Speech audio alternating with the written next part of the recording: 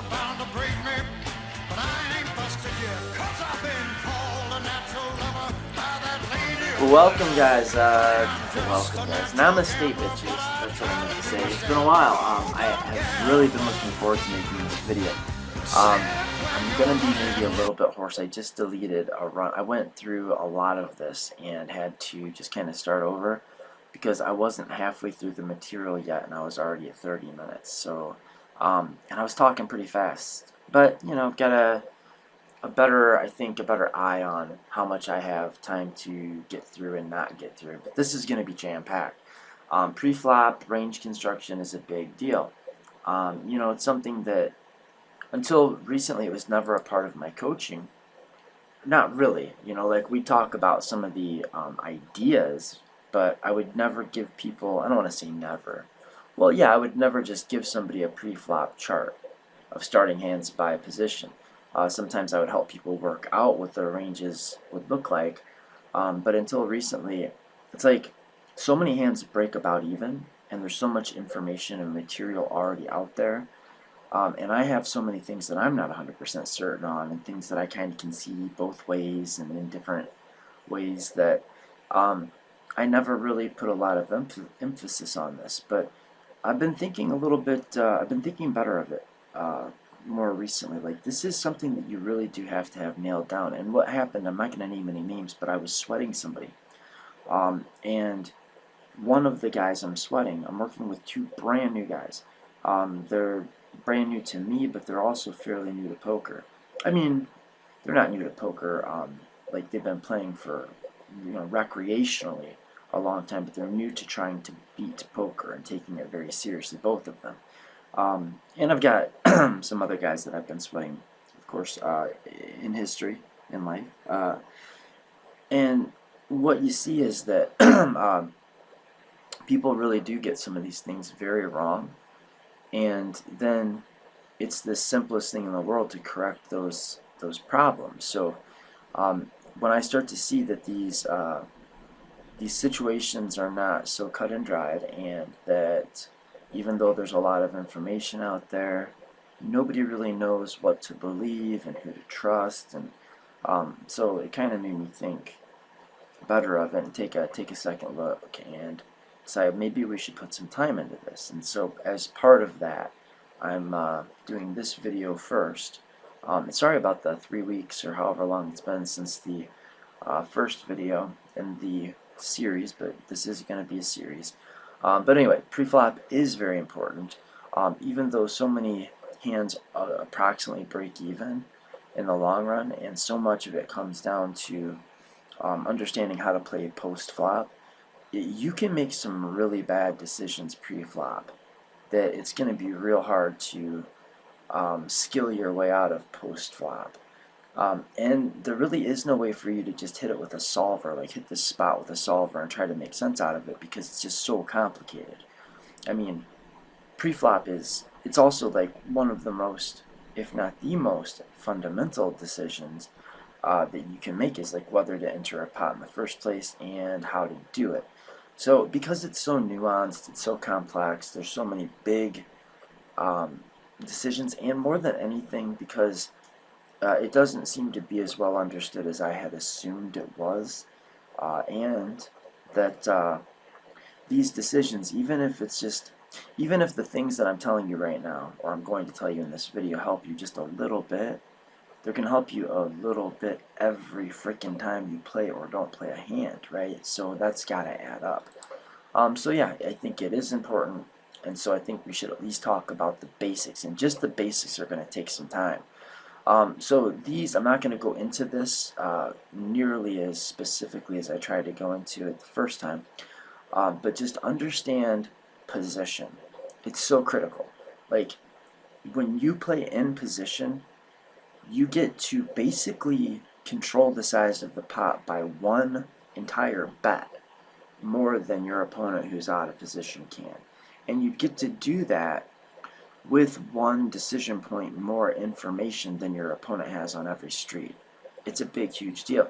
And you can say, well, you know, there's lots of betting rounds. If I just have this, you know, position is only going to help me basically get one more bet in. or position is going to basically allow me to get to showdown putting one less bets in. It's like, yeah, but it's not just one more bet, it's the last bet. Do you understand? Like, it's a difference between 3 bets or 4 bets. It's a difference between 2 bets or 3 bets. That's not, if you're using pot size bets, then getting or not, like capturing or not capturing that last street of value, the last bet, or having to pay or not having to pay that last bet with your showdown value type hands, that can be more than the rest. Well, if it's pot size bets all the way, then, well, just imagine there's $100 on the river, sorry, $100 in the pot on the river, and you're putting another $100 in. If you get that last bet, no matter where it is or how big it is, if it's a pot size bet, then that bet is worth more profit than every other bet combined. Like, twice as much roughly, depending on how many players saw each street. But it's a big deal. It's a huge deal. You know, like, I make $50 profit heads up for winning a $100 pot. But if I get that last $100 bet in, I make $150 profit off that hand, right? Position's king. It's huge. You have to be playing way fewer hands in early position, and you really can play a fart ton. I was going to say something worse. You can play a megaton of hands from the button. You really can. You could probably play any 2 cards in a vacuum. Like, people are going to catch on to that. But if it weren't for that fact, in any given decision point, if you decided to open 7-2 offsuit on the button, if you have good stats, like if your frequencies look pretty decent, so your opponent doesn't think that you're opening 100% of hands, I believe you would make a profit opening any 2 cards on the button against anybody who's of similar playing skill.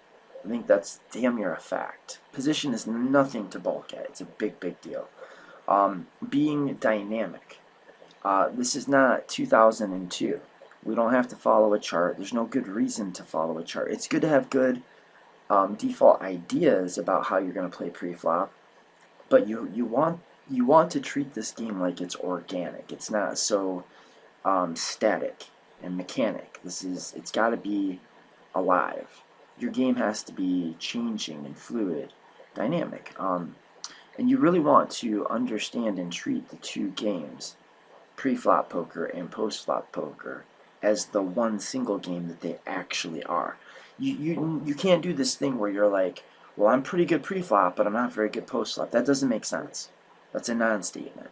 That's a complete non-sequitur. You have to understand what your goals are going to be for the hand post-flop before it even makes sense to say that you have an understanding of what you're doing pre-flop, right?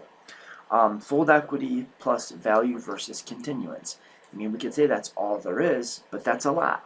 Like, but that really is all it comes down to. Is like, if I'm in a decision point, I'm thinking about 3-betting or calling or opening or limping or over limping or ISO raising. It's like, what is our hand good at, and what is our opponent bad at?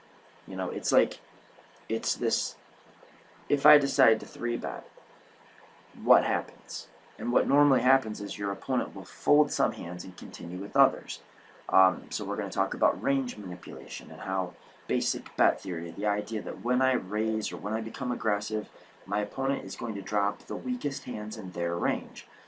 And when my opponent calls, that's going to also cut the strongest hands in villain's would-be range, because he would have raised me if he had pocket aces. So villain raises, you 3-bet, he flats. He doesn't have aces. He doesn't have a bluff, right? So his continuance range is the only thing that matters with regard to your hand and how the situation is gonna play out post-flop. I don't mean it's the only thing that matters, but it's the thing that matters. Like, the hands that your opponent has when he raises, or the hands that your opponent will fold when you 3-bet against your opponent, those hands don't matter. It's just the hands that are going to be still in his range once he continues, or if he continues. Those are the things that are going to matter. So it's like fold equity plus equity when called, plus how does my hand play against a 4-bet, It's like fold equity and the value of how your hand plays against your opponent's continuance range. And when we think of it like that, I think it should become pretty clear that we're not just talking about two cards. We're talking about our opponent. We're talking about our position. We're talking about stack depth. We're talking about our own image. And we're talking about our hands. But the hands are just a part of it. It's just a part of it. It's not by any stretch of the imagination the thing. It is a thing. It's not the thing. So we really need to start thinking about decisions in terms of this is a spot.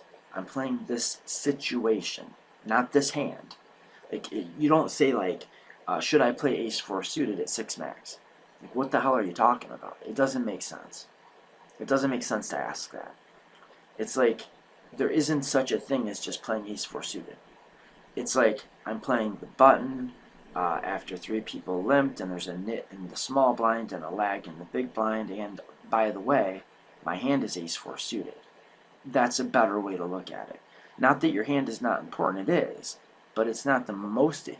It's hard to even say what's the most important, and actually there is a way to say what's most important, but it's a whole conversation in and of itself because it depends on stack depth and such.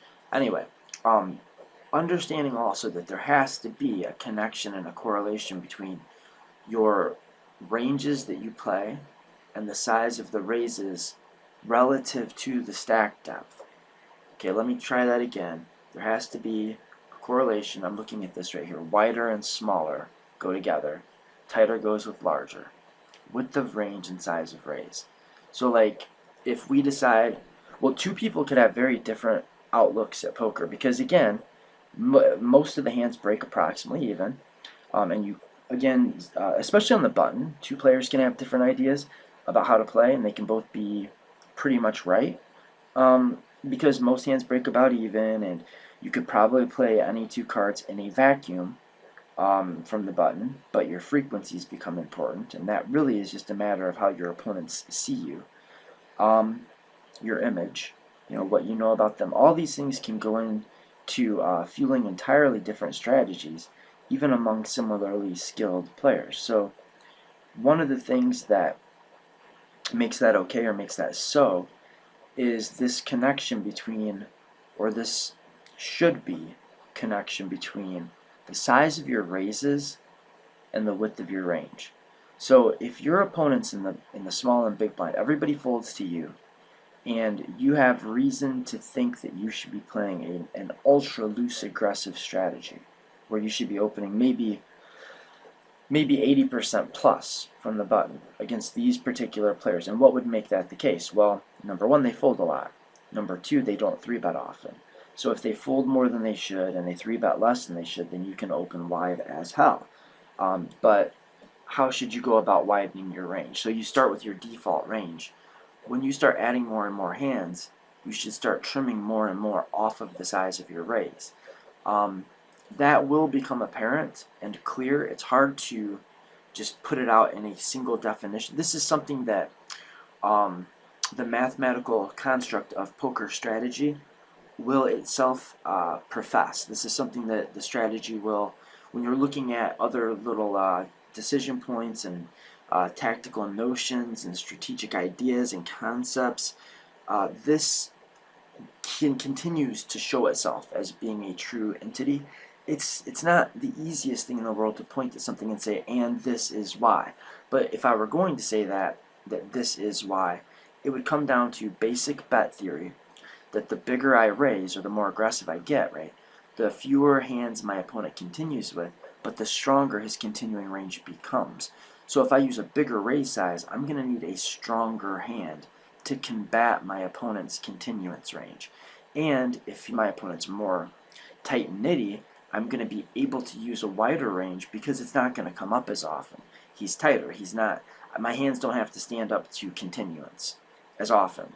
And the other and even when I get 3-bet, it's not going to be as often. So the more often I'm getting 3-bet and the more often I'm playing pots, the tighter my range needs to be and the bigger my raise size ought to be. or can be, or should be, or however you want to look at that. Those are all kind of the same thing. What I would say is that they just go together. Like the width and the range, right? Like the width of the range and the size of the rays. These are correlated principles. Like in physics, you have, like in quantum mechanics, you've got position and velocity. You've got these pairs of things that are always related. The same thing comes up here in poker. And another thing is, we should always be breaking even with the worst hand in a particular range. That should be about break even.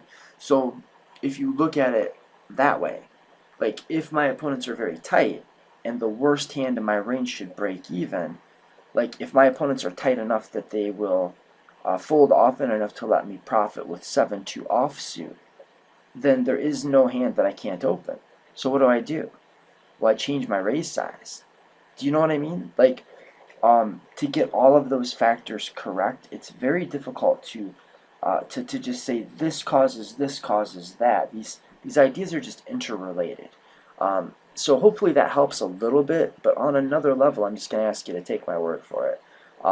The tighter your range is going to be, the bigger your raise size should be. Those things go together. My opponents are all calling stations. They never frickin' fold. What should I do?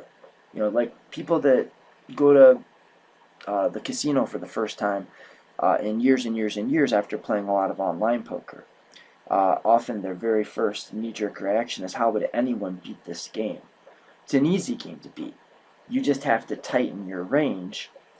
But if I tighten my range, then I'm not entering as many pots, and I'm not making as much money when I do, because my raise... Yeah, right. But you increase your raise size, right? That's what you do. So this is one of the places I get bogged down, so I think I'm just going to kind of keep moving. So this video isn't an hour and a half, which it very easily could be. Understand that basic bet theory, the fact that my worst hand should break even, and the fact that open raising ranges are always linear. We're always starting with some worst hand. We're going to open that and everything worse than that. And all of those things come together to form this idea that we would call maybe pre-flop poker strategy. Polarization just continually comes up in these videos, I know, and I don't want to beat this horse too much. If you don't understand what polarization means, you need to understand what polarization means. We'll get into it a little bit, but honestly, you're probably going to want to go back and watch some sort of video.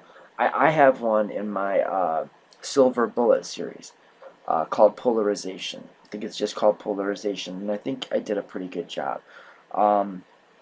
Maybe I'll put some recommendations in the section below here.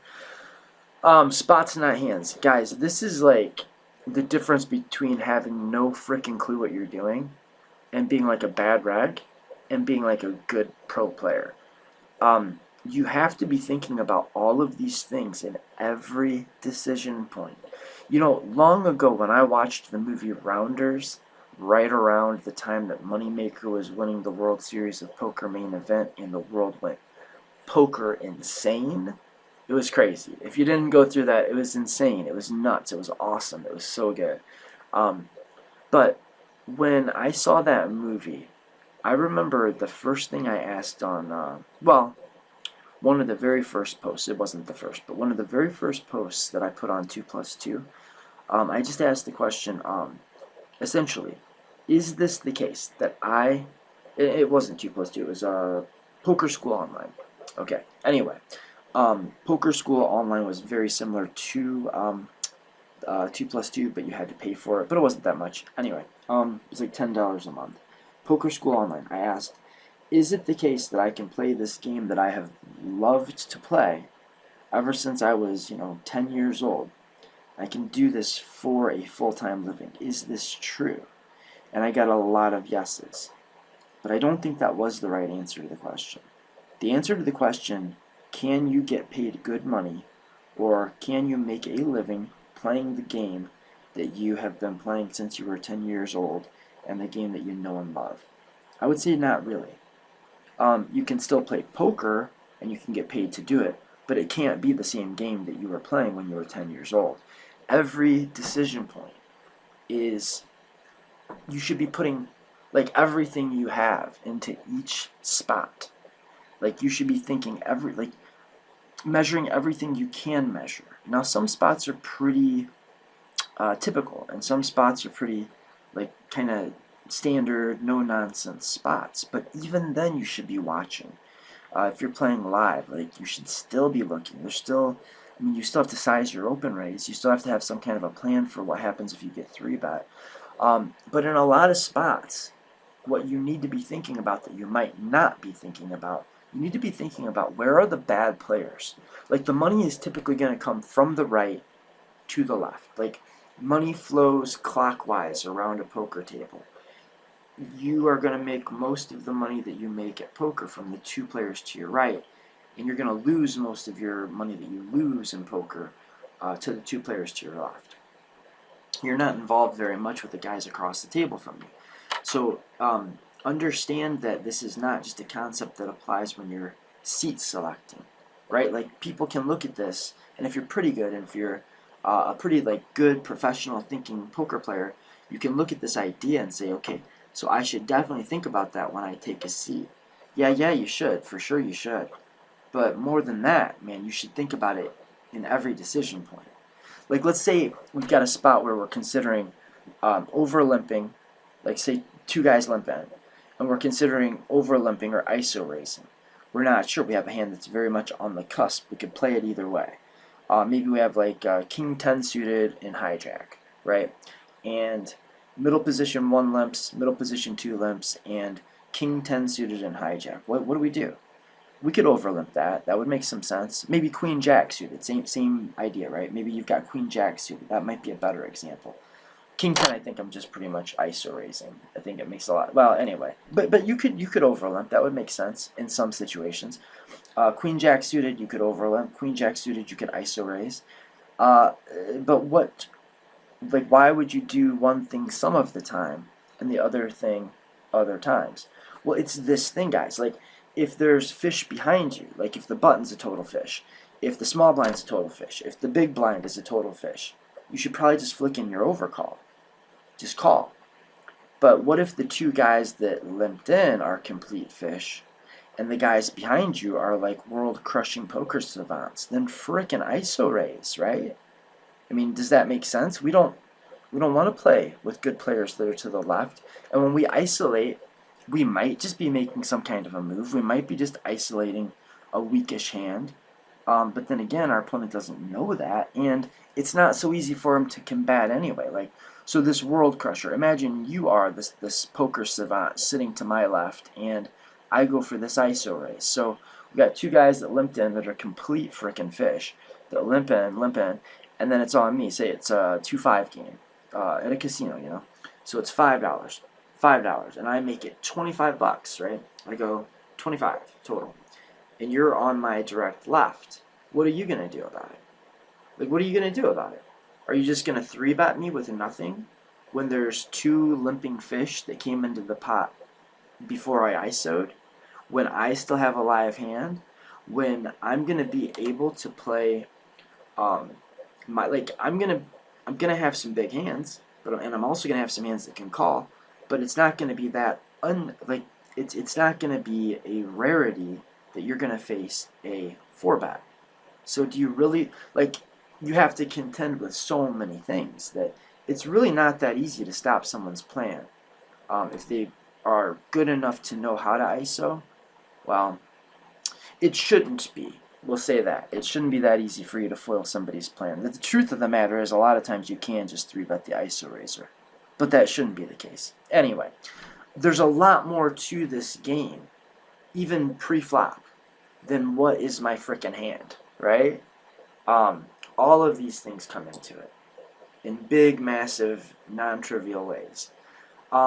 What you can really, understanding things, learning things, teaching things, taking big, difficult concepts and making them more, simpler. A lot of what that is just finding the right level to look at it from. Like, there's a lot of different perspectives that you could look at a poker decision from, and you could say all of these things and they can all be true, but they can all be different because of just the perspective, the layer, the level of difficulty, the level of, it's like when I'm teaching, right, when I'm coaching, when I'm trying to teach a new concept to somebody, one of the things I'm trying to do is I'm trying to get the balance right. I'm trying to get the balance between how condensed the information is, how accurate it is, and how complicated it is. And so from one layer or one level of analysis, we could say that there's like fold equity, and there are these three edges, and there is nothing else to talk about. You know, we could look at it from this conceptual level and say we have, if we decide to 3-bet or open raise, we have however often, like the frequency at which we take the blinds down, or the pot down, whatever the pot is, whether that's blinds, blinds and antes, blinds, antes, and an open raise, whatever the pot is, it's the frequency at which I can just take the pot down now, if I am being aggressive, we're saying. Or if I'm calling, if I'm thinking about taking a flop, then we don't have to worry about fold equity. But even if we do have to worry about fold equity, it's just fold equity than these three things, you know, from one level, from one layer. Like we want to generate mistakes. We want to be like a mistake farmer. We are harvesting our opponent's mistakes. Every time they make negative EV decisions and we're in the hand with them, that little virtual bit of money, that negative EV decision they make, bleeds out of their life into our life. It's like we can take that all these little minus EV carrots that are popping up, harvest them and stick them in our, well, hell, whatever you store carrots in our carrot storage facility, right? What a weird freaking analogy. But if you're not involved with fish or bad players, players you have an edge on, it's not going to be so easy to steal their carrots if you smell it. I'm cooking, Jesus. I think I'm losing it a little bit here, guys. So what does that look like when we're going post-flop with an edge? Like we have to go post-flop with an edge to make money. And what does that mean? It means we have to have the most appropriate range, or the best hand, or the hand that's, you know, there could be 3 players. Maybe we don't need to have the best starting hand, but we have to have the, well, we do kind of have to have the best range, but what do we mean by best? Like to say that I have the best hand, well, what is it best at? Being good right now doesn't matter, right? We have to take this pot down at some point to make money with it. So having the best range, or having the card edge, or having the best hand, it's a little unclear sometimes what that means. Like, what if I have ace king and you have pocket 2s? Do I have the best hand, or do you have the best hand? Well, I would argue that if it went raise, call, call, then I have the best hand. And if it went raise, call, call, call, call, call, call, then maybe pocket 2s is the best hand. Best at what? Best at making money compared to losing money. So having a card edge, having the best range, having the most appropriate hand given the situation, that is card edge. Having a positional advantage. Position on who? On the active players, but also specifically on the fishy players. We're going to try to harness mistakes, but it's a lot easier to harness the mistakes that come from your right than it is to harness the mistakes on your left. Position, card edge, and skill advantage. Now, what is skill advantage? Well, skill advantage means I'm going to make fewer minus EV carrots that my opponents take than they are going to have or make that I'm going to scoop up and take. That's what it really means. It's all about just not making mistakes and being involved in pots when other players do. But you have to be involved in those pots, and you have to have an edge, right? Those are, from a certain level, all there is to talk about. When we're talking about these spots, one thing that is very important is the hand that you're holding. Like you want to start with card edge. But what does it mean to have the best hand? Or what does it even mean for a hand to be good? Like, is this a good hand? Good at what, right? Well, making money. Well, making money under what situation? Under what circumstances, right? And these 4 fundamental hand anatomy factors, I'm just going to start calling it hand anatomy. I think it sounds a little silly and pretentious, but a little cheesy, but I don't care. That's what it is now. It's hand anatomy. Now, the first hand, what do we want to call it? Organ? Nah, screw that. That's taking the analogy a little too deep. The first thing about hand anatomy is the hot and cold kind of showdown value or intrinsic value, the frequency at which the hand would win. Its value if it just went check, check, check, check, check, check. Its equity versus random, whatever you want to call this factor. I kind of like check down value actually. Like, or check down win percentage or frequency of, I don't know. I never know quite what to call this hot cold intrinsic showdown. It's like pocket pairs are good at this, ace highs are good at this, bigger king X's are okay at it, and it dips off really fast from there. It's this like, what if well, what is it about ace 2 suited and pocket 4s that make them very good in the early going, not so good around 40 big blinds in a tournament, say, and then very good again when you're down to like 20 or less big blinds? Well, when you start at, say, 200 big blinds or 100 big blinds, 75 even big blinds, nut potential and synergy matter a lot, and pocket 2s can flop a set, so it's got the nut potential. Ace 4 suited can make aces up, it can make the nut flush, so it's got, it's got the wheel draws, so it's got nutted value potential. It's got like chunky equity. So that matters a lot for deeper stacked situations. But they also have this other thing that makes them effective for reshoving 20 big blinds deep against the 3 times the big blind open raise. Right? You're in a tournament, there's antes, but the antes are tiny. There's a small blind and a big blind, and this knucklehead opens for 3 times the big blind, and you're sitting there with pocket 4s. That's a pretty good feeling, right? Like, he opened for 3 times the big blind, and you have 20 big blinds. That is like the best. The only thing that could make that better is if there were antes in the pot, right? So you ship it, and depending on the rest of the factors that we're not talking about, this is going to usually be a very profitable shove. But it's not because you're going to flop a set some of the time, and the same thing is going to be true if you have ace 2 suited.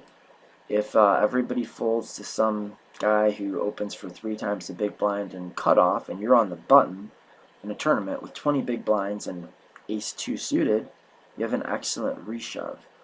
Well, what is it that makes that a good reshove? It's not the suited connectivity, it's not the synergy, it's this other thing, this hot and cold equity, this intrinsic showdown value, the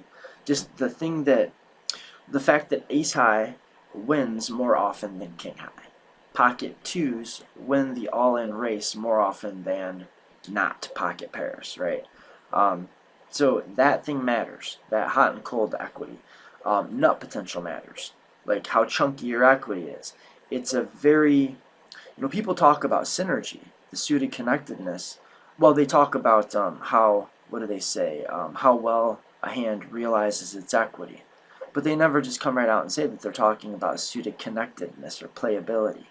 A lot of hands that are very good hands post-flop don't over-realize their equity because their equity is chunky. Like pocket 6s are not going to over-realize in a 100 big blind deep 3-way situation. You will not over-realize your equity with pocket 6s, but it can still be a very profitable hand. Because, well, exactly because it doesn't over-realize.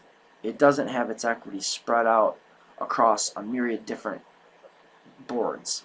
Like, when people are talking about hands that over-realize equity, they're usually talking about hands like Jack 10 suited, where there's a lot of ways to get your Jack 10 suited to showdown. Or there's at least a lot of ways to see the turn. There's a lot of ways to see the river.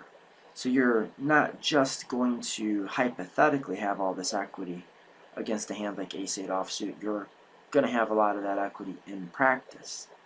But so what? It's not that big a deal. It's not nothing. It's something. And in my estimation, it's about 1 out of 4 somethings. The synergistic, the way that certain hands can hit a variety of different boards that allow them to see future streets more often and allow them to play in a versatile way that is specifically tailor-made to exploit the opponents that you're playing against. Like if you flop a draw, you can like check and call against a calling station, and it's going to be super good implied odds. It's going to be a very profitable call very often. But in the same situation with the same hand against a different villain, you might go for a check raise, and maybe that prints money.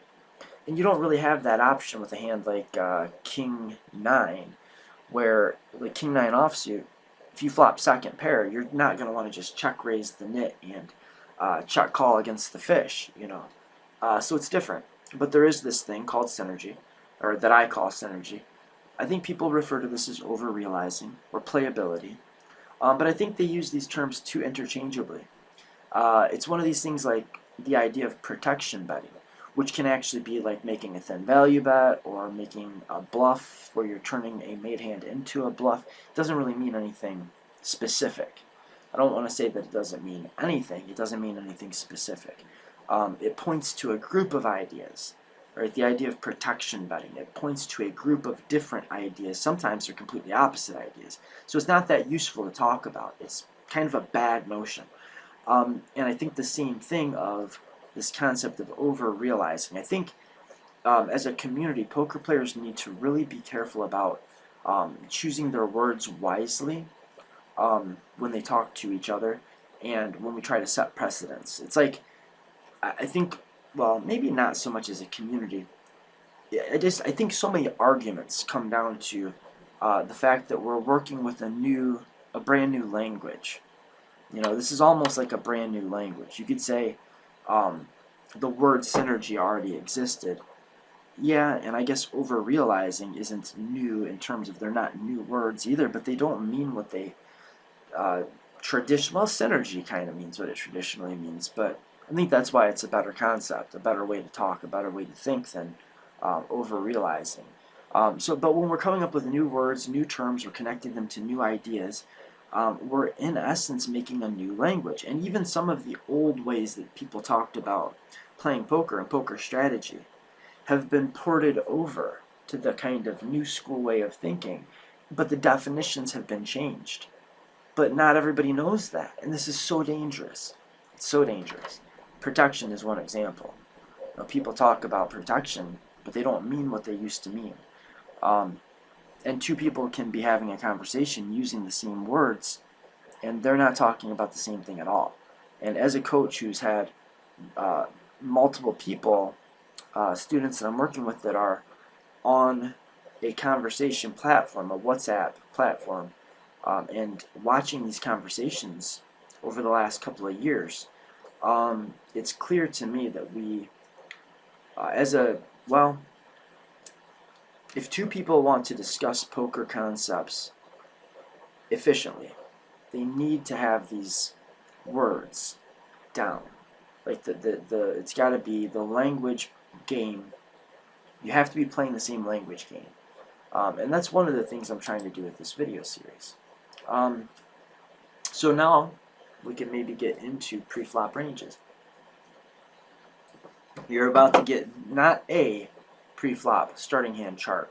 You're about to get the starting chart. It's going to be at the end of the video because you guys know how big I am about starting charts. I love me some starting charts. Really, when we're talking about our pre-flop ranges, we're talking about open limp, open raise range. Like we're often deciding in a given point we're going to either play the hand or not play the hand. That's usually the big decision. But then if we decide that we are going to play the hand, then we also have another decision to make, whether we want to limp in, just call the big blind, or raise. And probably when we're talking about opening, that means being first into the pot. If no one else has entered, maybe we just always open raise. I mean, there are situations that can make open limping better than open raising, but they're few and far between. They're getting more and more rare as time goes on, goes by.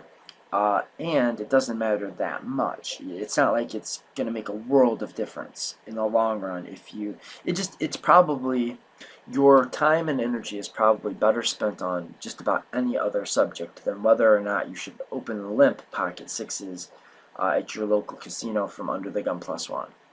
You know, it just doesn't matter very much if you always do or you never do. It doesn't matter very much if you flick in the call or you go for a 4 times the big blind open raise.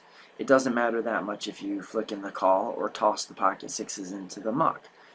Those things just don't matter that much. So whether it makes sense to develop an open limping range or not, I would say on one hand, yeah, technically speaking, you can get slightly more EV out of having a range that will open limp and having a range that open raises. But I don't think it's worth doing. I mean, it's like not until you've picked all of the lower hanging fruit, and almost all of the fruit does in fact hang lower than that particular fruit. So I think, yeah, you could say it's correct that exploitatively you should maybe think about having an open limp range. But in practice, I don't think you should waste the time and energy. Just if you're going to come into a pot, come in for a raise.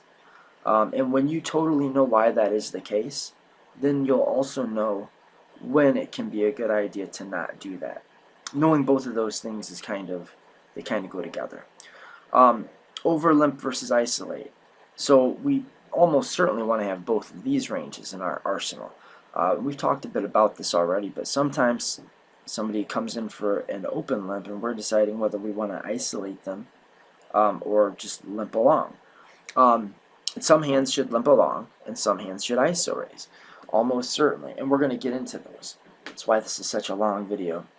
Flat versus 3-bet ranges, squeeze versus overcall ranges. These are the things we're really talking about when we're talking about our pre-flop game. So, as promised, whether we isolate or we overlimp depends on something. It's got to depend on something, or else you're just clicking buttons, right? You're just doing things at random. And in my best estimation, this is what it depends on.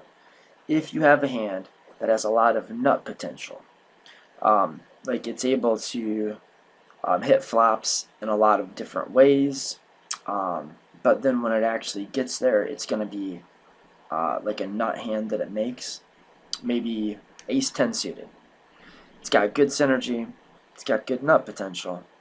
It plays well against a multiple number of opponents because it makes the straights and the nut flushes, and when it's drawing to the nuts. And it does fine in a higher stack to pot ratio because when it does get there, it gets there by making the nuts very, very often. But ace-10 suited also has pretty good hot and cold value. And it probably, if we're talking about whether we should isolate or overlimp, it's kind of on the cusp because when one player limps in, he's probably not got ace-jack. He's probably not got ace-king. You know, he can definitely have a hand like 10-9 suited, Jack 10, King 10, Queen 10. So you're going to dominate a lot of the hands in his range. And he's very rarely going to dominate your hand. And that's an argument in favor of what? Well, that's an argument in favor of isolating. So these are the things that we need to consider. And ace-10 suited was probably the worst hand I could have chose to talk about this. Let's look at some other hands. Let's say if we have 9-8 suited. Well, we're on the button, or let's say we are that. We'll just use the same situation. We've got 2 fish that limp in. We don't know the players to our right. We don't know the players in the blinds, but we are in hijack. Middle position 1 limps in and middle position 2 limps in.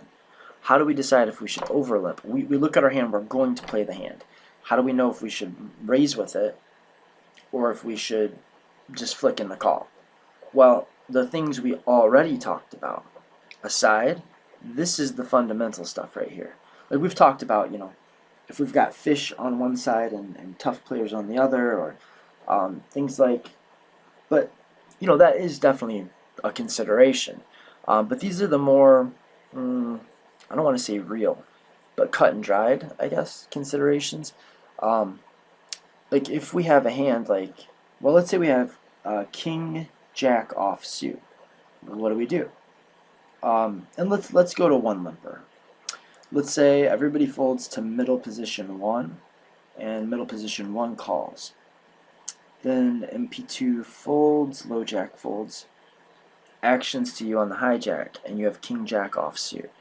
I think this is usually so. You just look at this, right, and say, do I have a hand that plays better for its hot and cold equity, its domination, or its nut potential or its synergy? Nut potential and or synergy. Is this more of a hot and cold type hand that wants to go heads up, that has good frequent strength, that is just going to win the pot very often and is going to flop not nothing a pretty high percent of the time? Or is it more of a hand that is going to play, like, overrealize its equity and make the nuts very often, and loves to play against more than one opponent, and likes to have a good deep SPR for when we flop that second pair, second kicker, or top pair, second kicker? No, it's definitely going to fall into the camp of hot and cold or check down value, domination, prefers heads up, and wants to have a smaller stack to pot ratio, because when we go broke in a spot where we flop top pair with second kicker, we don't want to be going broke for 500 big blinds. And when somebody tries to put us in a situation where we have to decide, we don't want to have to fold when we do flop top pair second kicker. And there's a multitude of other reasons, but really the things, if you don't understand these individual concepts like nut potential, synergy, implied odds, multiple players, stack to pot ratios, I think you're going to need to get some of that information from another video, and I can make recommendations. But suffice it to say that these are functionally the things you need to be thinking about and considering when you're deciding between flicking in a call and going for the ISO raise. So maybe that kind of bled into your brain and you picked it up by osmosis and you don't even know that you know. But let's take a look at it. If King 10 offsuit and 9-8 suited, if based on everything I just said, either King 10 offsuit or 9-8 suited is going to be, one of them is going to be in your ISO raising range and one of them is going to be in your over limping range forevermore. If you have to make that decision right now and never change it, what are you going to decide? And I hope you said 9-8 suited is an overlimp more often, and King 10 offsuit is more often an isolation raise. And, you know, there's other factors, right? But just looking at the this idea of what is my hand good at and what are my opponents bad at is usually going to make you prefer taking a limp, taking a look at a flop against a couple of players that are limping in the first place. Whereas a hand like King 10 offsuit, or King Jack offsuit, or Ace Jack offsuit, or King Queen offsuit, pocket jacks, these are hands that we probably want to isolate with. But other hands like pocket fives, pocket sixes, Ace 2 suited, Ace 5 suited, 9-8 suited, Jack 10 suited is kind of cuspy, but probably Jack 10 suited still is usually going to be an overlimp because of all of these things. So we can also be talking about, if we're talking about pre-flop, whether we call or 3-bet. And these same 4 fundamental factors of hand anatomy are going to continue to come up in this conversation. They're the most important things to know about pre-flop. They're the most important things to know about a given hand, or how to rate a hand, or how to know what part of your range you should, or which part of your range you should put each kind of hand into. It's these same 4 things over and over. It's whatever we want to call it. It's intrinsic showdown value. You know, it's pairedness, it's ace-highedness, it's too big cardedness, it's hot and cold equity. You know, it's intrinsic showdown value, it's check down value, it's equity versus whatever. Like, it's whatever that thing is, hot and cold we'll call it. The HNC, the HNC quantity, the HNC percentage, the HNC value, the HNC rating, hot and cold rating, and domination. These are both going to be, both of those things are going to be in the same category most of the time. Like, a hand like Ace King is very good with its hot and cold equity, and it's very good with its domination. At certain stack depths, one's going to overtake the other, and there are going to be certain kind of corner cases where the two don't really go together.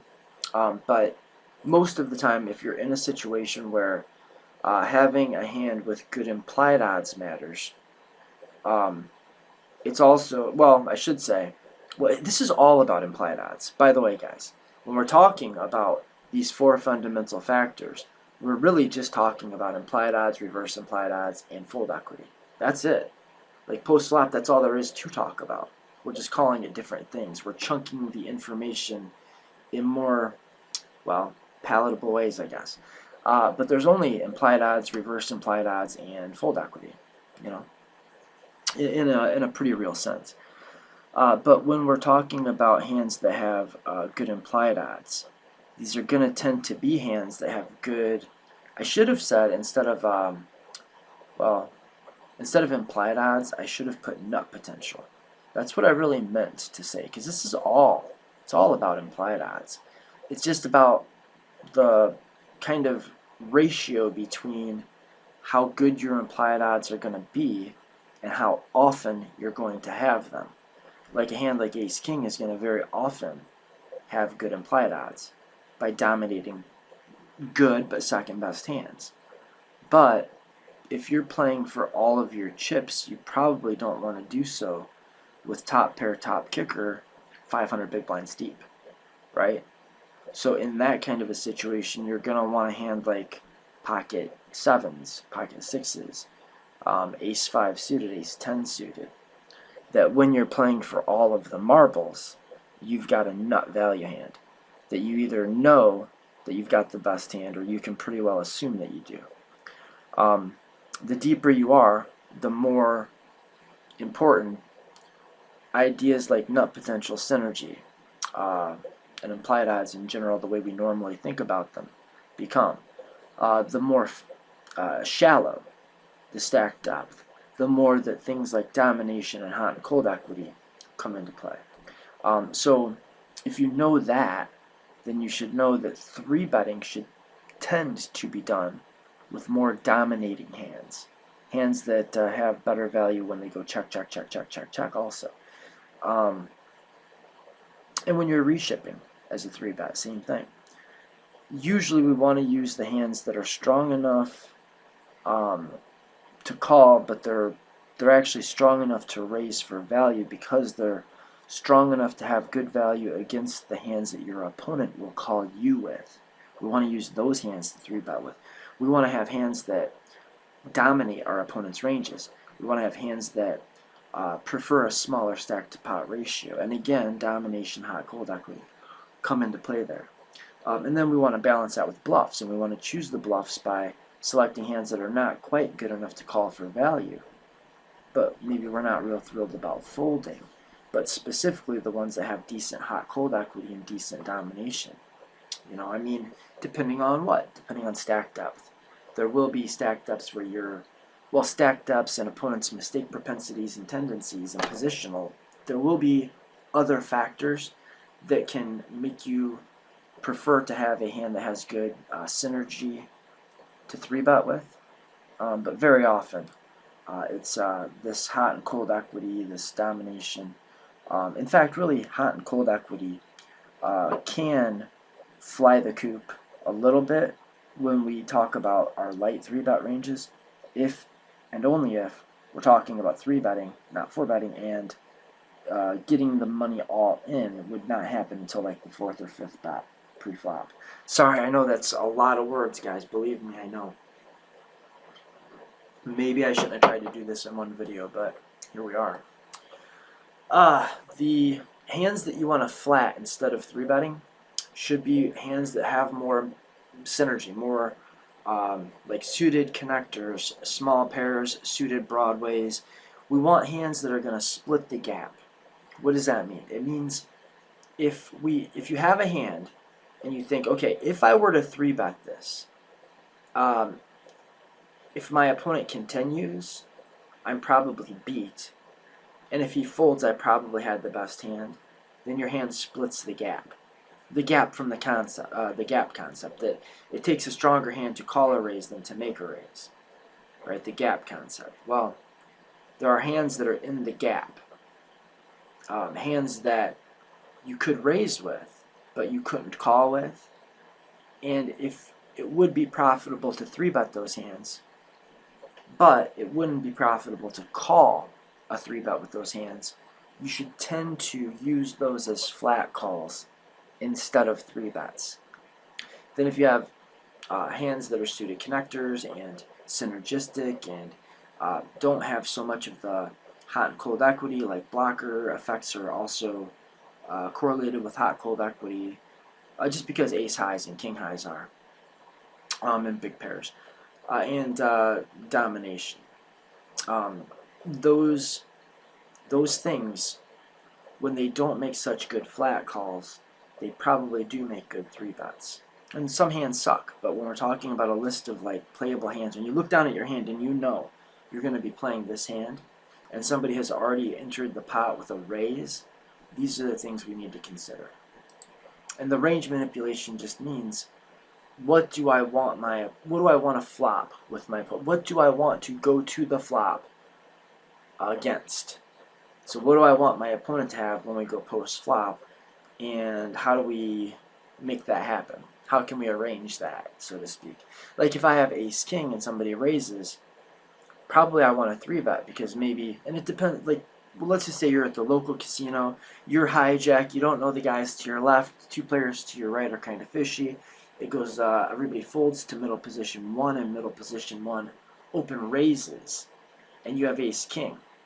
You should probably 3-bet that for all the reasons we talked about already, but also for this range manipulation idea, that if I 3-bet that, it's unlikely that my opponent is going to continue with really bad hands that still have pretty decent equity against me, so I just win the pot and that's fine. But it's also like I'm manipulating the range of hands that he actually gets to post-flop with, and putting more hands like ace queen, ace jack, king queen, king jack, king 10 suited, hands that I really have in bad shape.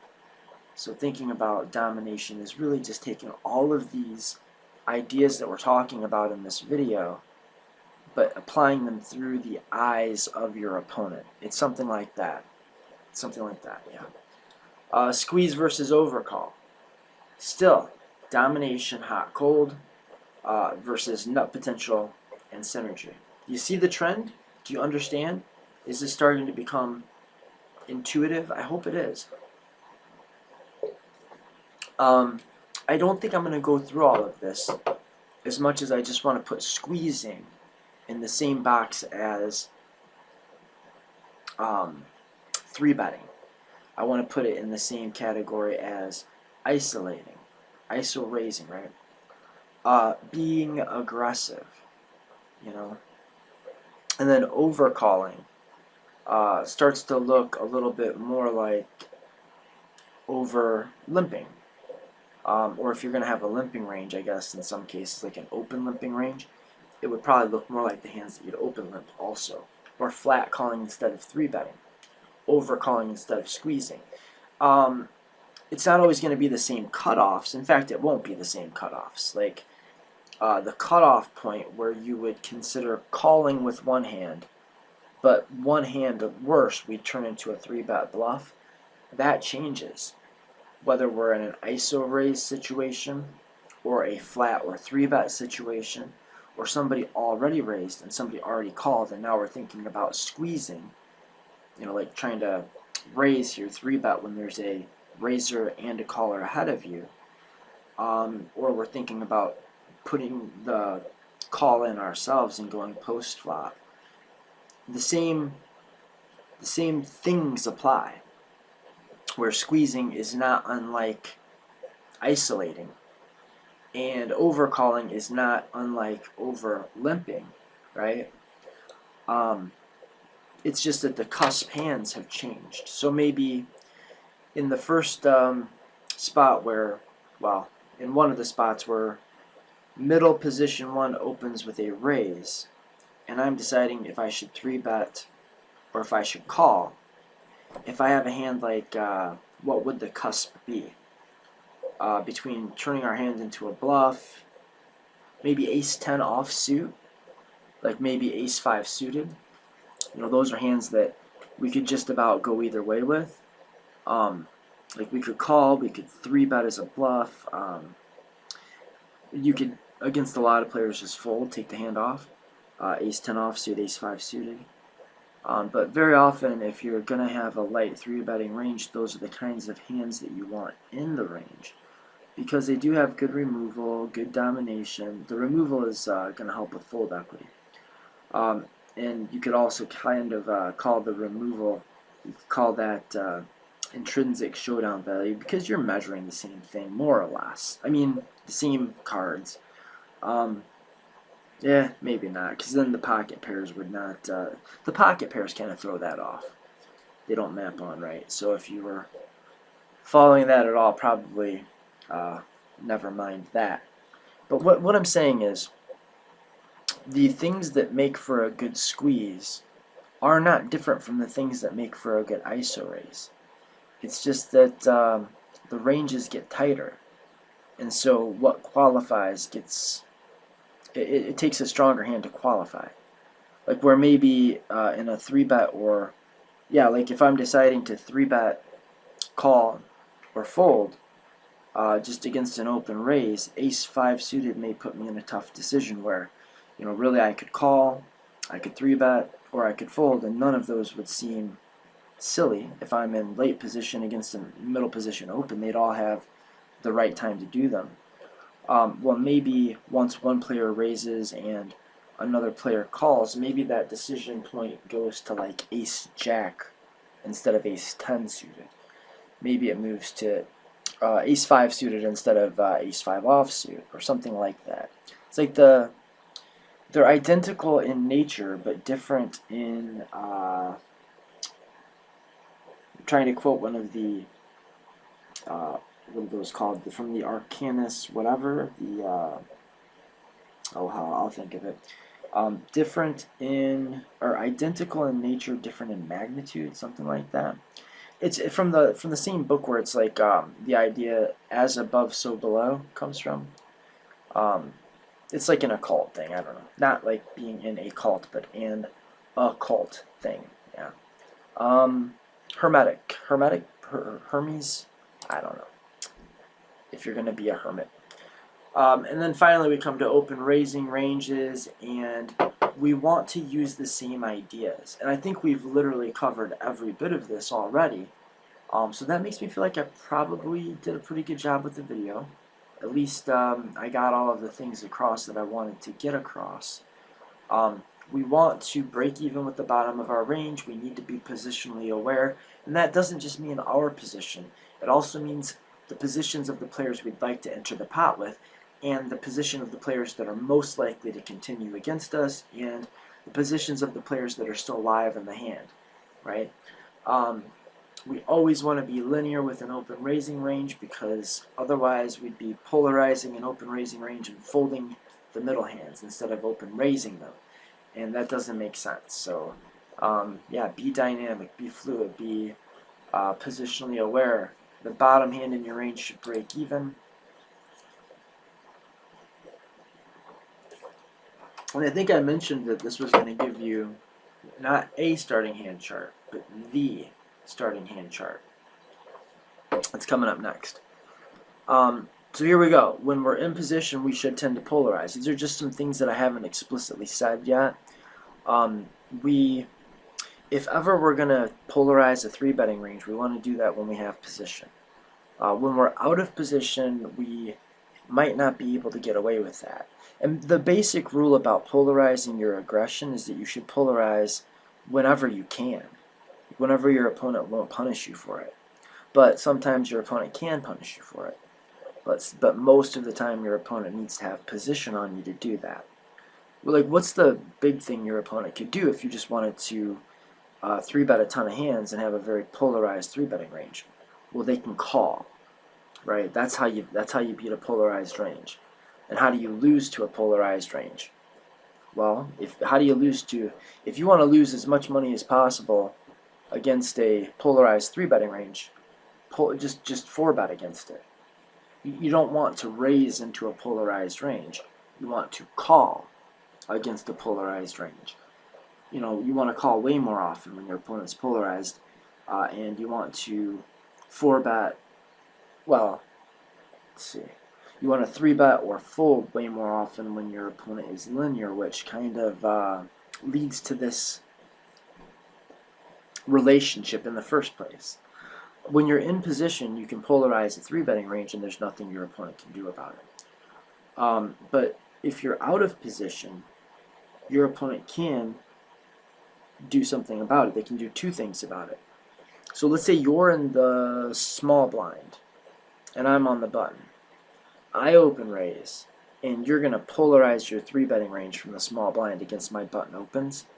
I'm going to murk you. Like, I'm going to murder you for that. You can't do that.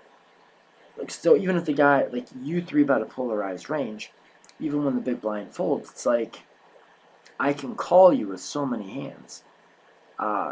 Just as long, like, because I'm going to play in position. You know, we're going post flop, and it's like, I've got the now more condensed but strongest range, and I've got position. And you've got a bunch of bluffs and some nut hands, but your bluffs are bluffs and your nut value hands are kind of face up. But the other thing I can do is I can 4-bet you with a super polar range. And what are you going to do about it? You know, I'm going to take the ultra poles of my continuance range. If you're 3-betting a polarized range from the small blind and I'm on the button, I'm going to take like the best hand, like kings plus. And that's it, like kings plus, and then whatever the junkiest stuff was that I'd still want to continue with in some way.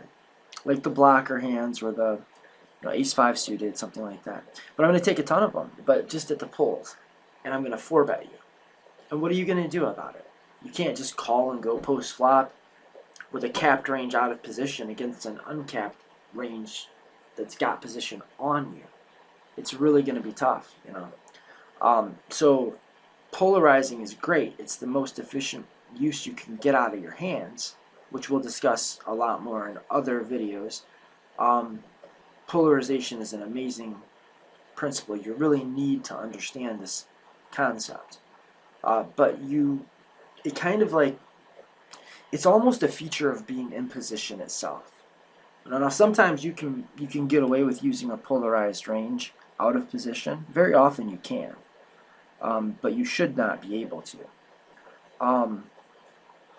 It's like, you might even look at polarization as one of the ways that being in position, like the positional advantage, can be manifested as polarized ranges.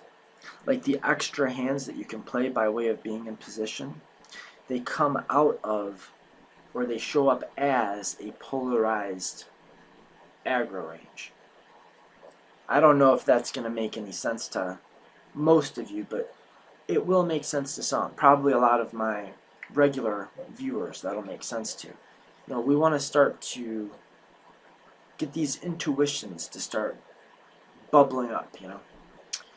Even if you don't know that you know, you still might know what I mean. You know what I mean? You might, even if you don't think you do. Okay, out of position, you might want to watch your ranges a little bit. Look for not being too face up. Look for board coverage on different flop textures. And you have to adjust for your opponent's propensities. But you also have to adjust for a lot, you know. This is the thing about pre-flop. It's very dynamic. It's living, organic, fluid, moving. It's alive. And incentives based on villains, and remember the spot, not the hand you have. If nothing else came across in this entire video, I hope that came across. This idea of like, we don't want to think so much in terms of how do I play this hand. Like, how do I play this spot? And the hand is one of the things you have when you're in a spot, right? So when you're playing against a nitty villain, you should be more bluff heavy and polarized. That's one of the adjustments you'll make. Because it's like, if your opponent's going to fold an awful lot, and again, this grows right out of basic bet theory. Basic bet theory is the more aggressive you get, the less hands your opponent will continue with, the more hands they will fold, and the tighter and stronger their range will get. That all goes together. this grows together. Like they come out of the same internal place. Against a nit, against a player who's going to do a lot of folding, if he's going to do a lot of folding, what does that mean?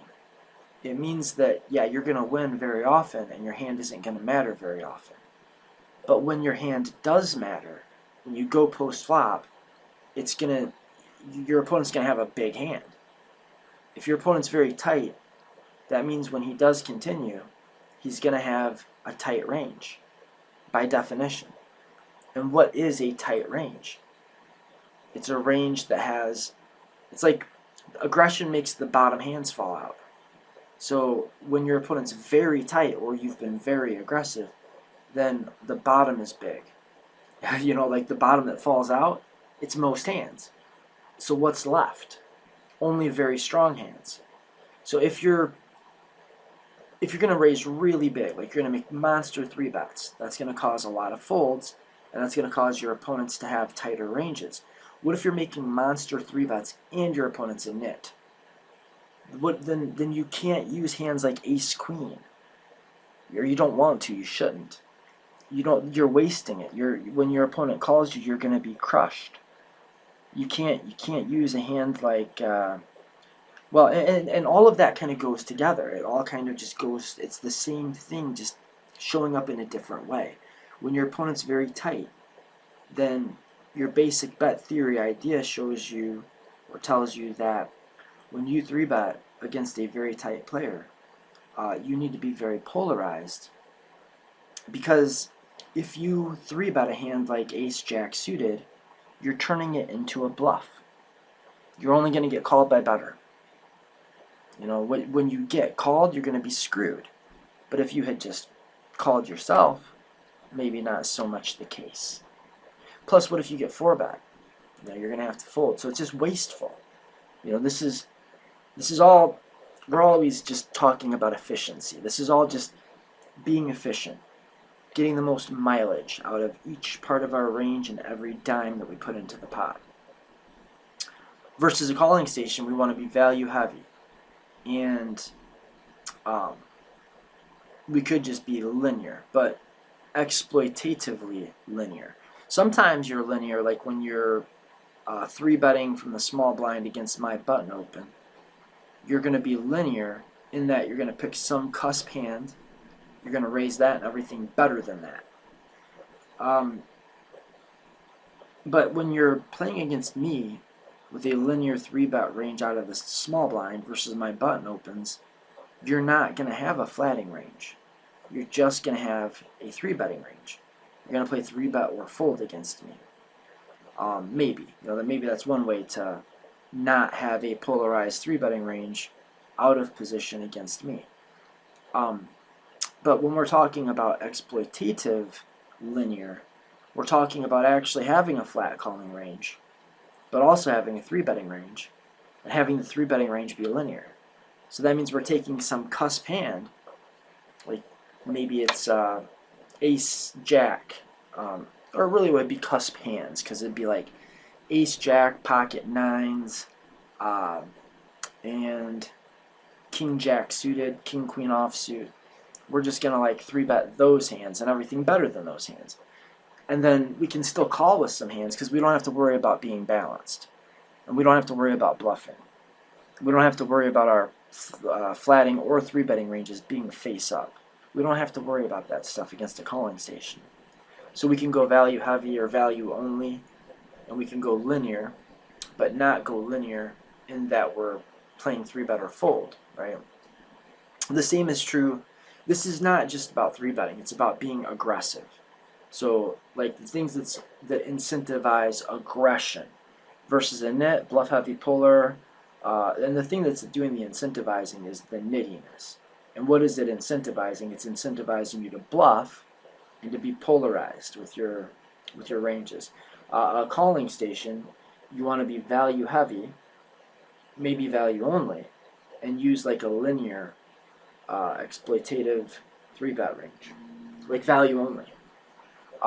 Versus a loose aggressive player, the only thing we know for sure is we want to be polarized. We don't know that we want to be bluff heavy or value heavy until we know how your opponent exactly is going to respond. But if we just take it at face value that your opponent is going to be very loose and aggressive at every decision point, then we want to be very polarized with our 3-betting range, or with our aggro ranges.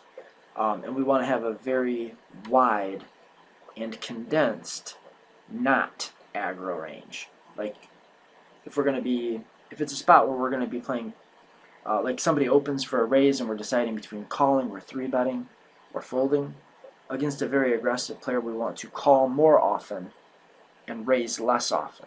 When we do raise, we want to do so with a polarized range. And there's nothing we can say about whether it should be this heavy or that heavy without knowing if our opponent is balanced himself or not, or how he's going to react to our imbalances if we choose to intentionally inject them. When we have a lot of opponents, we should be leaning very much on our nut potential and the synergistic properties of the starting hands and the ranges that we're going to play. And when we're playing against just one or a couple opponents that are in the pot so far, we should be leaning more heavily on hot and cold equity and domination and fold equity. There always is this inverse relationship between fold equity and implied odds. It's always an opposite kind of a thing. And okay guys, this is it. You made it. You made it through the video. Congratulations, well done. And now, as promised, is in conclusion, the starting hands chart by position. Oh shit, this isn't it. It's not it. Okay, so in conclusion, before we go to the starting hands by position chart, we want to be dynamic. We want to think in spots, not hands. We want to be aware that pre-flop is not different from post-flop. This isn't a different game, it's the same game. That should be reflected in the way you design your pre-flop ranges. You know if you know you're going to go post-flop when you get called, then all there is what happens post-flop and your fold equity. Pre-flop is not a different game.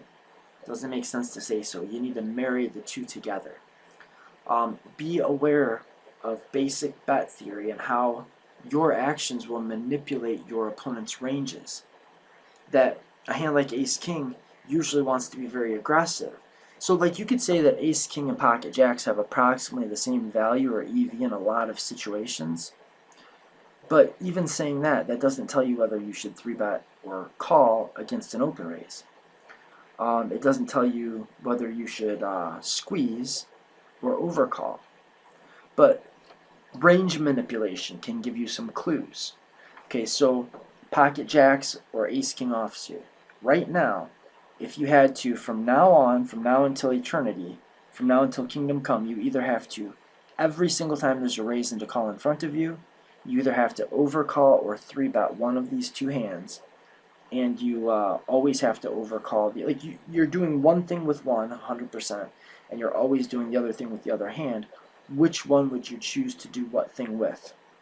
So would you squeeze always with jacks or always squeeze with ace-king? Would you always flat with jacks or would you always flat ace-king? Well, you could even say, what if I'm facing a raise from a tight player? Or an early position raise from a reg, and I'm in late position.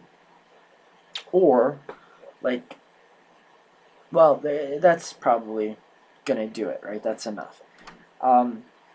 So, which hand do we want to be, which hand are we more incentivized to aggress with?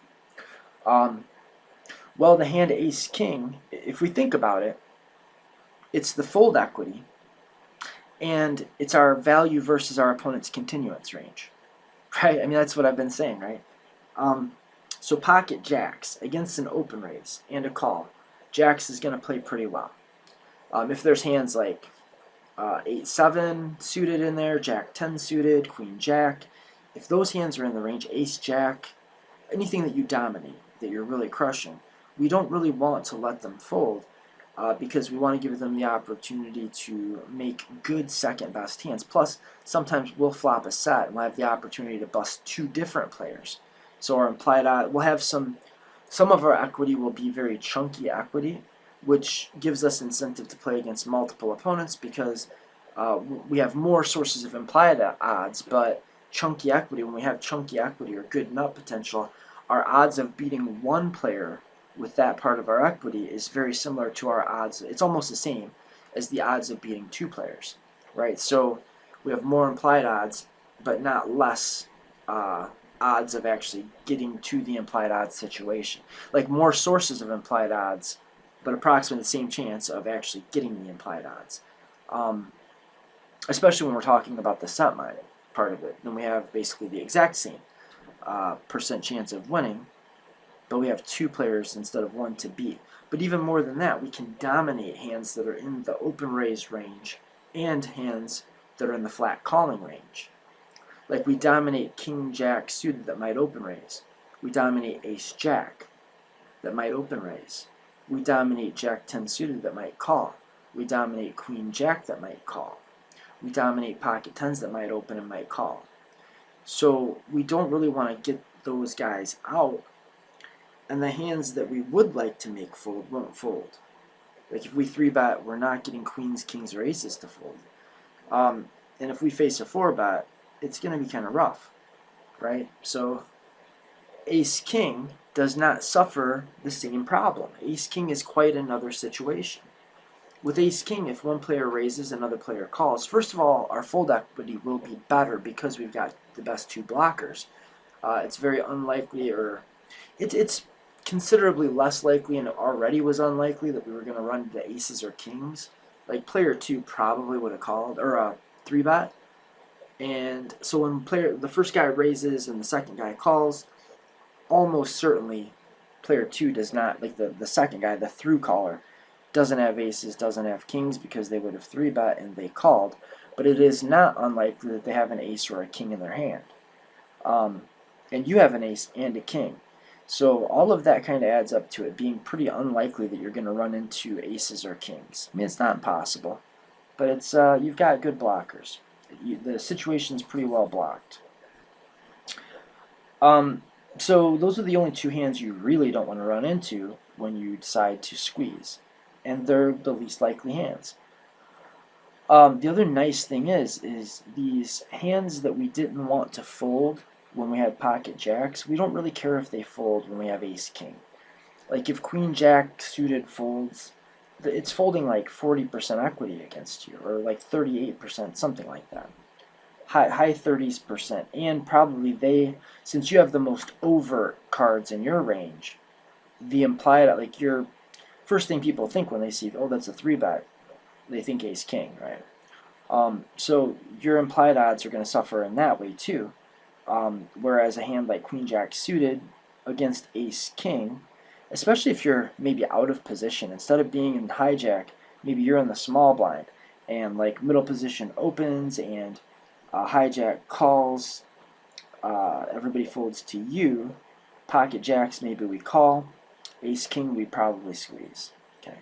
Because of this range manipulation, this idea, and it's not that different. It's kind of the same as this, all there is fold equity and the value, your value versus your opponent's continuing ranges. That's really all there is. Or you could phrase it another way, poker, right? Or you could phrase it another way, basic bet theory. What does basic bet theory say? That when we aggress, our opponent folds more hands, so they call or continue with fewer hands, but the hands that they continue with are stronger, right? But ace-king doesn't mind playing. In fact, ace-king prefers to play against hands that will exactly call a 3-bet. Hands like ace-queen, ace-jack suited, king-queen, king-jack suited. These are the hands it wants to play against, ace-queen suited. It dominates those hands.